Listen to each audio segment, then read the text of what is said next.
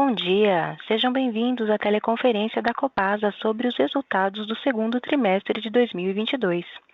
Presente conosco o Dr. Carlos Augusto Botrel Berto, diretor financeiro e de Relações com Investidores da Copasa.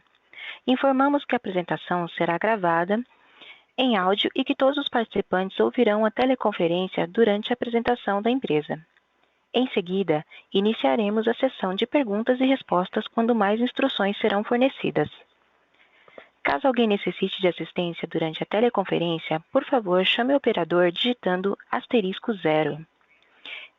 Esse evento também está sendo transmitido simultaneamente via webcast, podendo ser acessado no site de Relações com Investidores da Copasa, no endereço ri.copasa.com.br, no qual a apresentação também está disponível para download.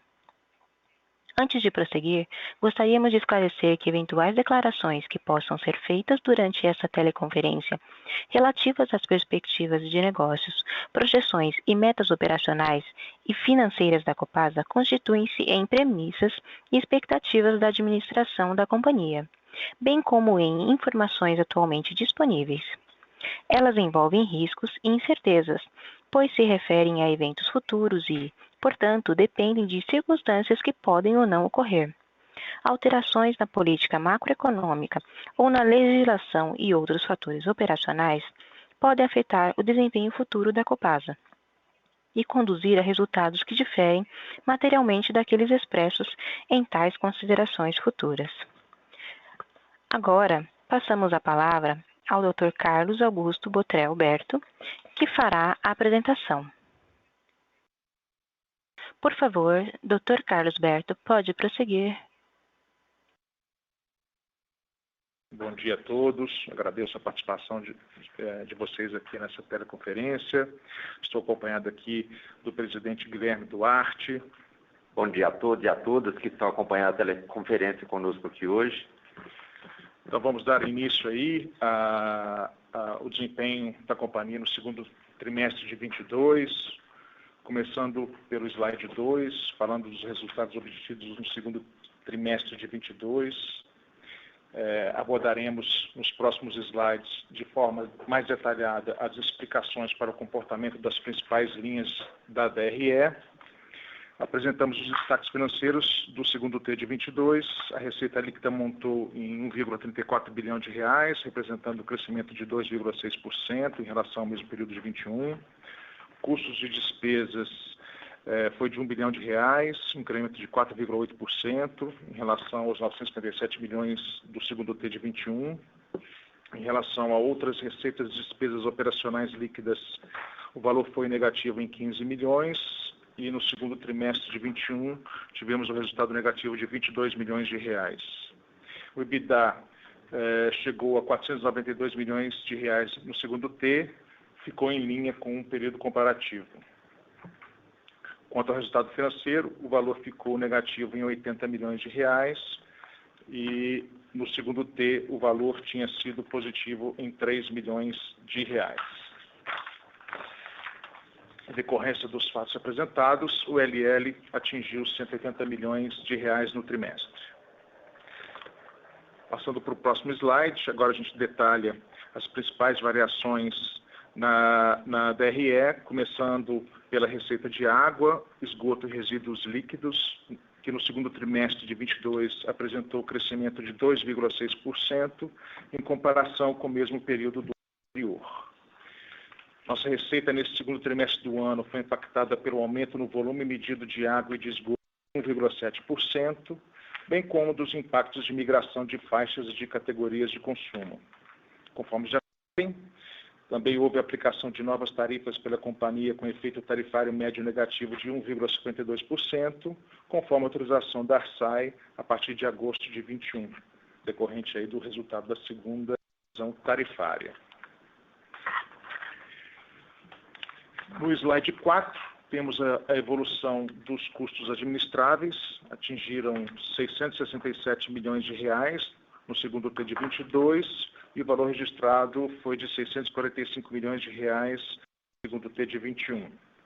Detalhando um pouco as variações registradas, os principais itens que compõem esses custos, começando aí pela linha de pessoal, apresentou uma queda aí de 3,6%, atingindo 369 milhões de reais, em função principalmente dos ganhos advindos do PDD implementado em 21, sendo que quase a totalidade dos empregados que aderiram ao programa estão desligados. Os serviços de terceiros cresceram 30,5% no segundo T de 22, crescimento esse explicado principalmente pelo aumento de 20,1 milhões de reais nos gastos com serviços de manutenção, bens e sistemas, aumento de 6,4 milhões de reais nos gastos com contratação de consultorias. A PPV do Rio Manso cresceu 24% em função da aplicação do índice de reajuste contratual e de incremento de energia elétrica. O valor por perda por redução ao valor recuperável de contas a receber apresentou uma queda de 37% em decorrência principalmente da revisão em junho de 22, da matriz de risco, resultando em níveis mais baixos de risco de inadimplência em relação ao período anterior, com efeitos de aproximadamente 13 milhões de reais a crédito nessa conta. Também houve aumento nos gastos de material, que cresceram 19,3% por conta do incremento no consumo de materiais de conservação e manutenção, de bens e sistemas, por exemplo, em tubos e conexões, cujos aumentos cresceram até a 170% em alguns casos. Por fim, o repasse tarifário a municípios aumentou 22%, em decorrência da inclusão de 85 novos fundos municipais de saneamento, com direito ao repasse a partir de agosto de 21, conforme previsto e autorizada pela agência reguladora. No slide 5, mostramos a evolução dos custos não administráveis, que cresceram 12,5% no segundo trimestre de 22, atingindo aí o valor de 159 milhões de reais. Detalhando um pouco mais sobre essas contas, a energia elétrica aumentou 7,9%, principalmente em função do incremento nos gastos com bandeiras tarifárias. O material de tratamento cresceu 24%, ocasionado aí pelo incremento nos preços dos produtos químicos utilizados no processo de tratamento de água. Combustíveis e lubrificantes apresentaram uma elevação de 45%, em função aí do aumento dos preços nos combustíveis. E custos de despesas totais. Com isso, os custos e despesas totais da Copasa, no período analisado, atingiram R$ 1 bilhão, um incremento aí de 4,8%. No slide 6, a gente apresenta as outras receitas, outras despesas, equivalência patrimonial ao resultado financeiro. Em relação às outras receitas operacionais, houve um acréscimo de 22%, enquanto as outras despesas apresentou uma queda de 2,2%. O resultado financeiro apresentou déficit chegando ao patamar negativo de 80 milhões de reais. Esse resultado ocorreu devido à desvalorização do real frente ao euro, aumento das taxas de juros de nossas dívidas e o aumento aí dos indexadores dessas dívidas. No slide 7, apresentamos o EBITDA, margem e lucro. O EBITDA manteve-se em linha com o período comparativo, correspondendo a cerca de 500 milhões, com uma margem de 35,6%, foi 36,7% no 2T de 21, e o LL, no segundo T de 22, finalizou em 180 milhões de reais. Apresentando os dados do PI da companhia, no primeiro trimestre de 22, primeiro semestre de 22, a Copasa investiu 474 milhões de reais, sendo 278 milhões de reais em água e 176 milhões em esgoto. Em termos de Copanor, investimos 7,3 milhões de reais. Conforme aprovado pelo Conselho de Administração, em dezembro de 21, para os próximos 4 anos, o programa prevê investimentos anuais de 1,4 bilhão de reais entre 23 e 26 e de 1,6 bilhão entre 24 e 25. Para o próximo slide, o slide 9, falamos do endividamento da companhia. A dívida bruta atingiu em junho de 22 o valor de 3,8 bilhão de reais, dos quais 25% estão no curto prazo, e a dívida líquida passou para 3 bilhões de reais em junho de 22, ao passo que em junho de 21 o valor apresentado era de 2,7 bilhão de reais. A relação entre dívida líquida e EBITDA ficou em 2 vezes. Passando para o slide 10, abordamos aí a representatividade dos indexadores em nosso funding, cupom médio e grau de endividamento. O CDI passou a representar 39% da dívida da Copasa, sendo que esse aumento pode ser atribuído principalmente à captação de recursos que fizemos a 16ª emissão de debêntures, ocorrida em setembro de 21, no valor de 507 milhões de reais, e a outra omissão de 243 milhões de reais indexado ao PCA, então totalizando uma captação aí de 750 milhões de reais. Já a TJLP, em função das amortizações realizadas, passou de 12% para 7% em junho de 22. A dívida em moeda estrangeira refere-se ao Banco Alemão KfW e ao Banco Europeu de Investimento, representa 4,7% da dívida total, sendo que em junho o percentual correspondia a 6,4%. Em relação ao cupom médio, o percentual passou para 9,8%, em função da elevação nas taxas de juros. O grau de endividamento medido pela dívida líquida sobre o PL passou de 39% em junho para 43% em junho de 22. Falando da remuneração aos acionistas, o Conselho de Administração aprovou, em reunião de 16 de fevereiro de 22, que o payout de 22 será de 25% do LL ajustado. Em 22, de janeiro a junho, a Copasa já declarou 87 milhões de reais como remuneração aos acionistas, sendo que 34 milhões já foram pagos em maio e 53 milhões serão pagos no dia 12 desse mês de agosto. Finalizamos agora a apresentação dos dados financeiros. Vamos falar sobre os nossos contratos de concessão. Copasa e Copanor possuem em conjunto 640 concessões de água, das quais 632 se encontram em operação. Quanto ao esgoto, são 310 concessões, sendo 268 operadas, e aí a companhia atende 11,8 milhões de habitantes na água e 8,5 milhões no esgoto. No quadro à direita, mostramos aí as 10 principais concessões da Copasa, que correspondem conjuntamente a cerca de 50% do faturamento total. Em junho de 22, a companhia possuía 17 concessões vencidas e 2 concessões cujos contratos são considerados judicialmente nulos. Todas essas concessões em conjunto representam 3,7% da receita. Em relação ao slide 13, ao nosso último slide, mostramos a situação hídrica da região metropolitana de Belo Horizonte, os níveis dos reservatórios que compõem o sistema Paraopeba, ou seja, o Rio Manso, Vargem das Flores e Serra Azul, que são responsáveis pelo abastecimento de 49% da região metropolitana de Belo Horizonte, encontram-se em uma situação muito confortável, com cerca de 94% do volume.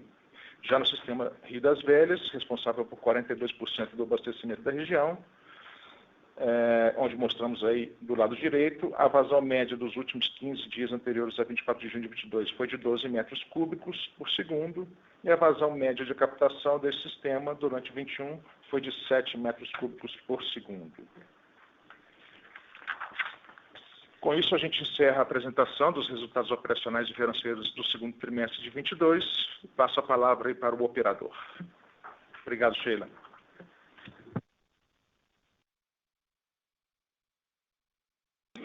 Iniciaremos agora a sessão de perguntas e respostas para investidores e analistas e, em seguida, para os jornalistas, sendo primeiramente as perguntas endereçadas por telefone, seguidas daquelas feitas via web chat. Para fazer uma pergunta ao telefone, por favor digitar *1. Se a sua pergunta for respondida, você pode sair da fila digitando novamente a tecla *2. As perguntas serão atendidas na ordem que forem recebidas. Solicitamos a gentileza de tirar o fone do gancho ao efetuarem sua pergunta. Dessa forma, uma ótima qualidade de som será oferecida. Por favor, aguardem enquanto coletamos as perguntas.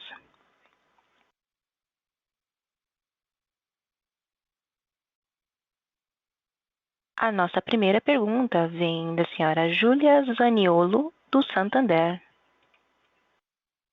Bom dia, pessoal. Obrigada pelo call. Eu tenho duas perguntas aqui do meu lado. A primeira é em relação ao PDD. Queria saber se a gente, né, notou uma redução aí ano contra ano, tri contra tri. Queria entender se isso é um novo nível normalizado aí que a gente pode considerar para os próximos trimestres.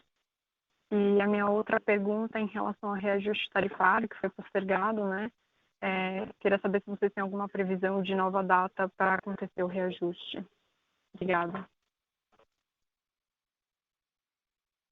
Bom, com relação à PSLD, a gente revisou agora em junho a matriz, e você está certo, Juliana, a gente chega aí a patamares mais constantes do nosso conto CCB, o nível de inadimplência aí vem sendo refletido nos nossos números em função aí das nossas iniciativas de cobrança. Então a gente acha que estamos num patamar bastante razoável na empresa. Com relação ao reajuste tarifário, eu passo a palavra para o presidente Guilherme Duarte. Obrigado, Carlos. Bom dia, Juliana. Em relação ao reajuste, assim que chegamos à companhia, o nosso movimento foi de reforçar com a agência reguladora a necessidade de atenção à atualização inflacionários, principalmente no tocante a produtos químicos e energia elétrica, que são relevantes no nosso custeio.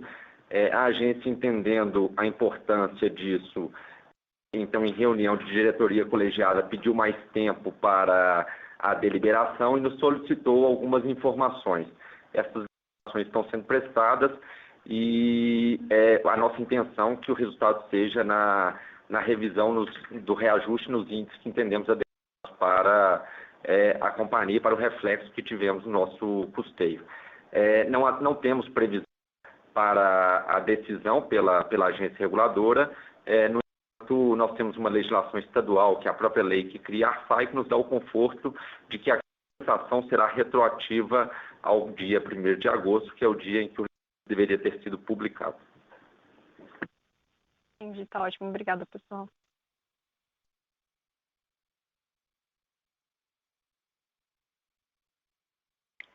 A nossa próxima pergunta vem do senhor Rafael Nagano, da Credit Suisse. Bom dia, pessoal, tudo bem? A minha pergunta seria em relação a Divinópolis e Patos de Minas. São, enfim, os dois municípios ali que estão com esse problema do contrato, né, por serem considerados nulos. Eu queria entender se tem alguma atualização nesse sentido do lado de vocês ou da própria da ARSAI ou da conversa com os municípios, né? Se vocês consideram que realmente esses contratos serão considerados nulos e vai ter o encerramento deles, e se puderem passar também qual que é a representatividade deles na porcentagem da receita, por favor. Obrigado.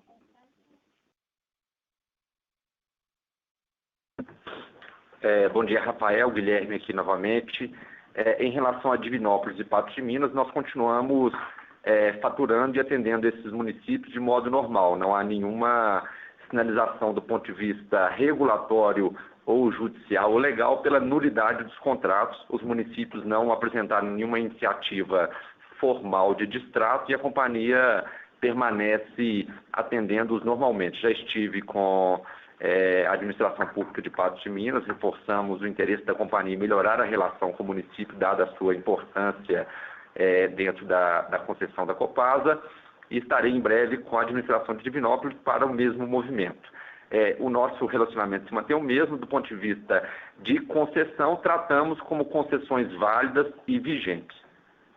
Em relação à informação da representatividade da Receita, já estamos levantando aqui para te enviar, Rafael. Muito obrigado. Tá ótimo, obrigado.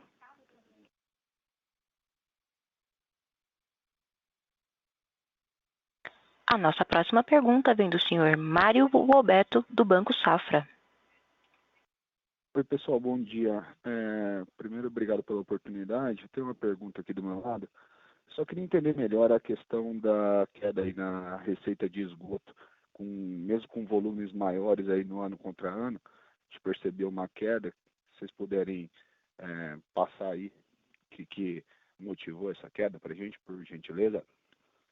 Obrigado.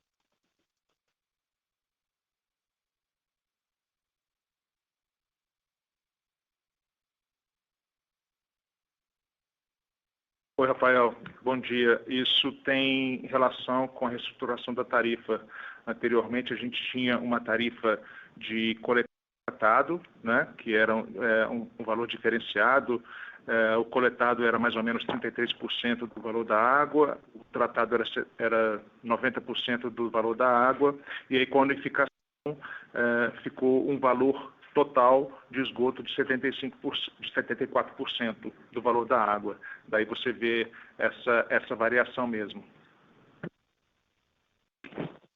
Tá ótimo, obrigado.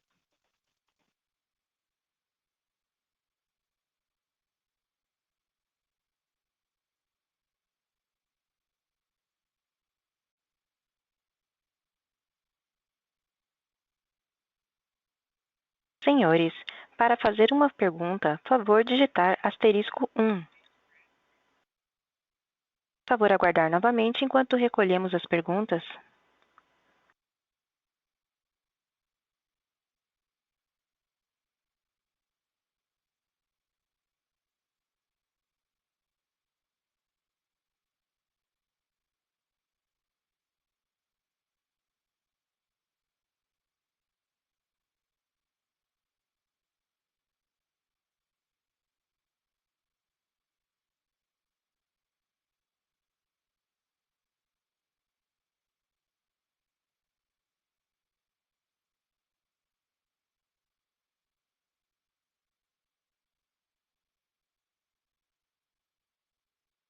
Senhores analistas e investidores, caso queiram fazer uma pergunta, basta digitar *1.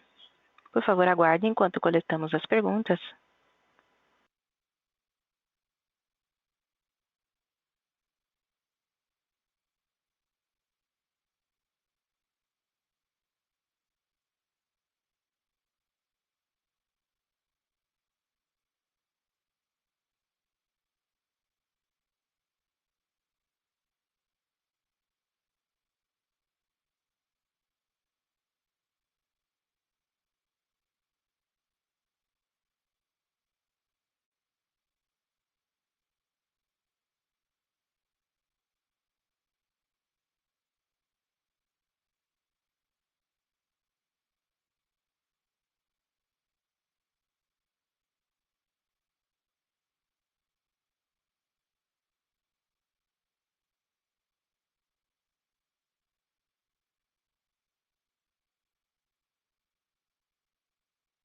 Por favor, aguardem enquanto coletamos novas perguntas.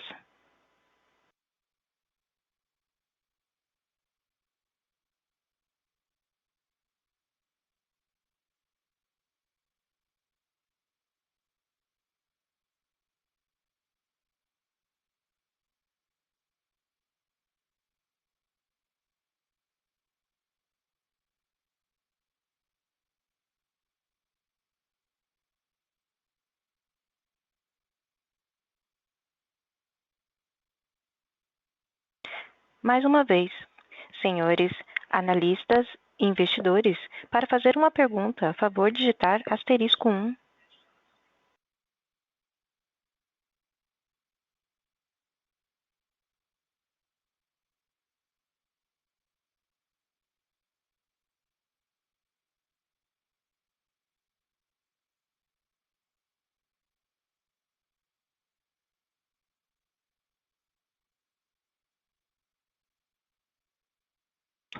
Iniciaremos agora a sessão de perguntas e respostas de jornalistas por telefone.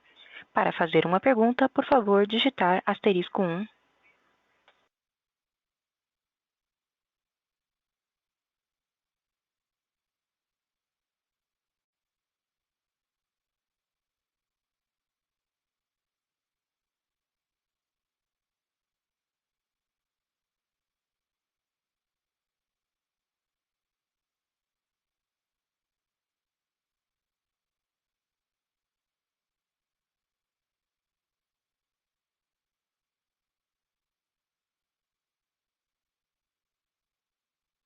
Por favor, aguardem enquanto coletamos as perguntas.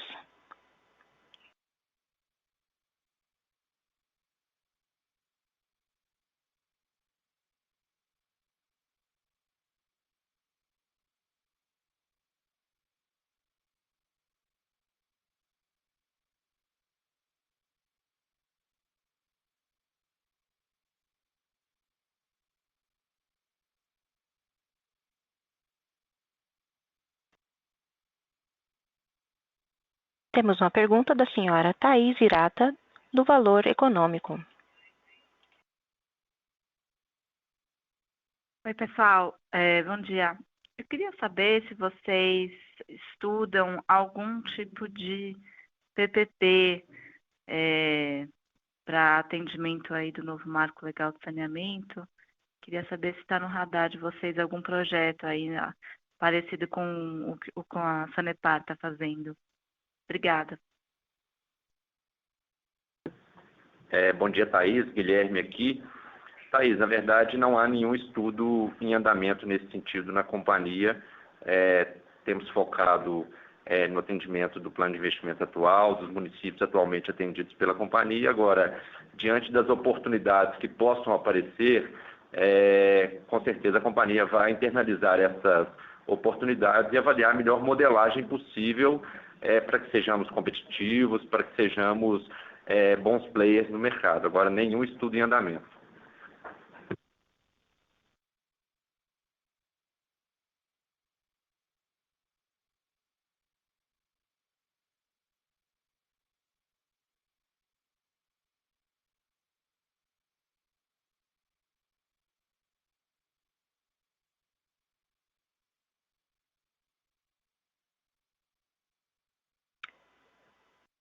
Mais uma vez, senhores jornalistas, para fazer uma pergunta, a favor digitar *1. Por favor, aguardem enquanto recolhemos as perguntas.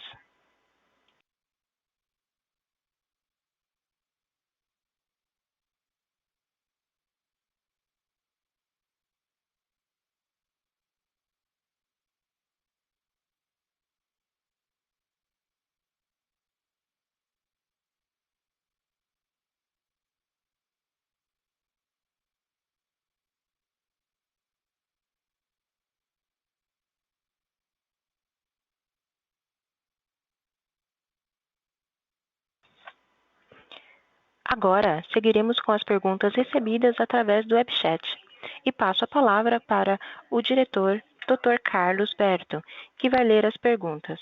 Por favor, Dr. Carlos Berto, pode prosseguir.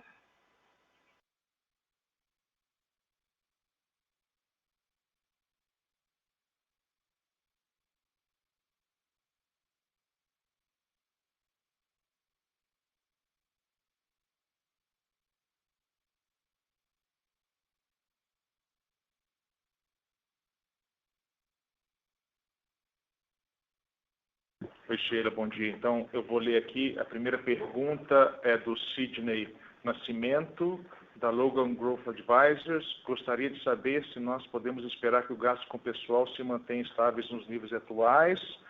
Bom,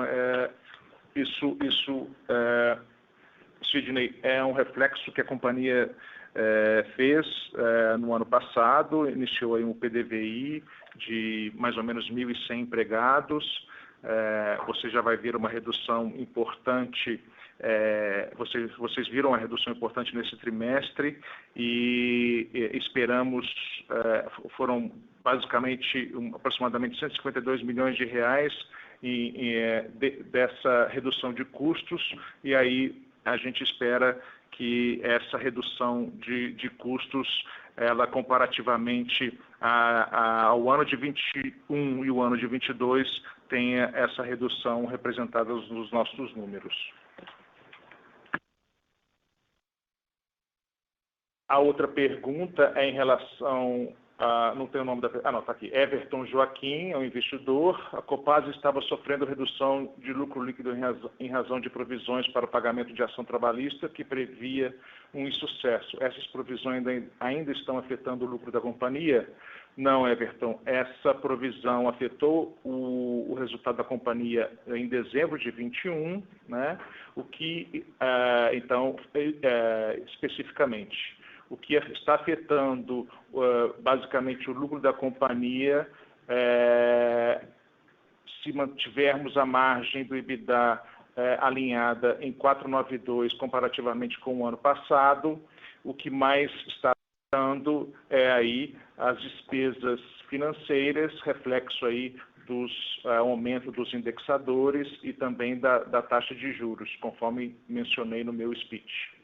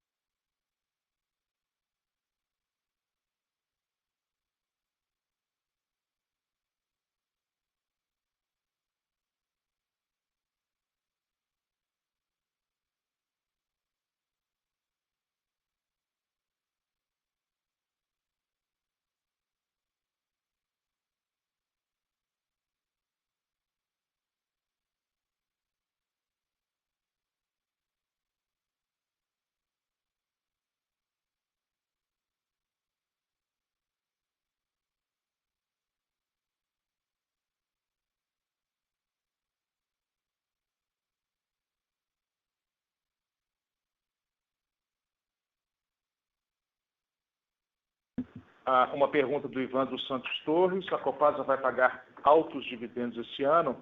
Bom, Ivan, conforme você já sabe, nós temos uma política, e essa política usa como métrica a alavancagem da empresa, dívida líquida sobre EBITDA. Estamos no patamar de 2, então estamos aí conforme a política.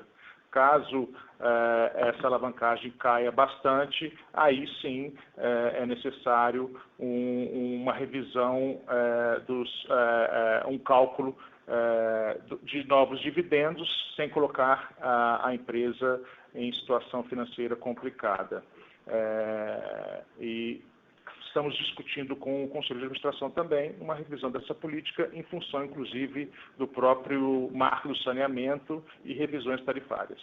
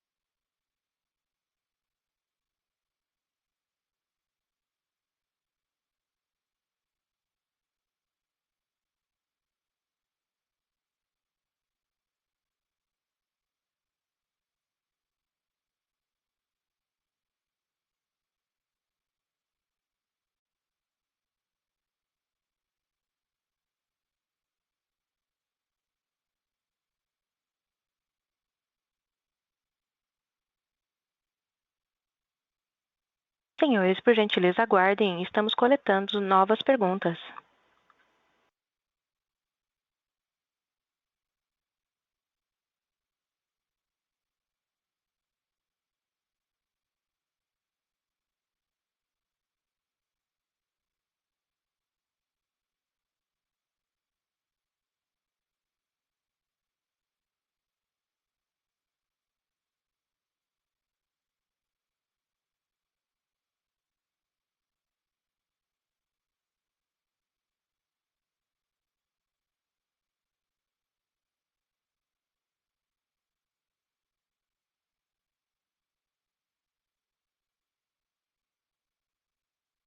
Senhores, por gentileza, continuem aguardando. Estamos coletando novas perguntas.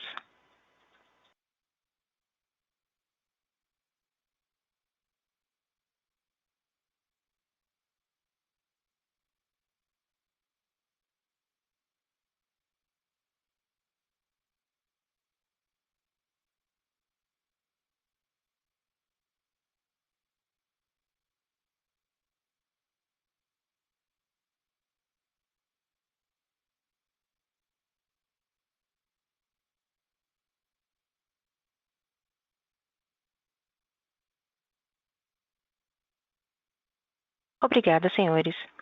A sessão de perguntas e respostas está encerrada. Passamos agora a palavra ao diretor financeiro de RI, Dr. Carlos Augusto Botrel Berto, para suas considerações finais. Obrigado, Sheila. Agradeço aí a todos pela teleconferência e ficamos à disposição aí através da nossa plataforma de RI. Um abraço a todos. Obrigado a todos. Bom dia.